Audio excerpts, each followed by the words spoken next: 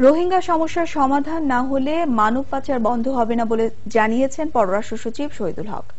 শনিবার রাজধানীতে জাতীয় মানবাধিকার কমিশন আয়োজিত এক অনুষ্ঠানে তিনি কথা বলেন। আইডেন্টিফিকেশন দি ইস্যু, বিকজ আমরা চাই না যে রোহিঙ্গাদের আমরা আমাদের দেশে ফিরিয়ে আনবো। Absolutely there is no place for Rohingyas in Bangladesh. Immediately আমরা যেটা করছি যে যারা গেছে তাদেরকে ফিরিয়ে আনা। ল এনফোর্সমেন্ট অ্যাক্টিভিটিস চলছে এবং জানেন কিছু ধরা পড়েছে। এখানে কোনো ইনভেস্টমেন্ট লাগে না। এর চাইতে লুক্রেটিভ খারাপ ব্যবসা পৃথিবীতে নাই।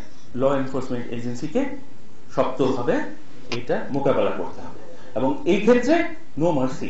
সিকিউরিটি কাউন্সিলে ইস্যুটা চলে গেছে। হ্যাঁ, 2 দিন পর আপনার হাত বেঁধে দিবে। তারা বলছে যে ওইখানে স্ট্রং হাতে এই ট্রাফিকারদের না ধরলে হবে না। সিকিউরিটি কাউন্সিল যদি এই রেজলিউশন পাস করে ফেলে, বাংলাদেশের কিন্তু তখন আর রাস্তা নেই। যদি আমরা বলি যে আমাদের নেভি তো পারছে না, দে উইল সেন্ড। কি কারণে একটা মানুষ হঠাৎ করে চিন্তা করে যে আর দেশে থাকবো না, যাই হয় সমুদ্রে যে ডুবে মরবো, এই জায়গাটায় আমাদের কাজ করতে হবে।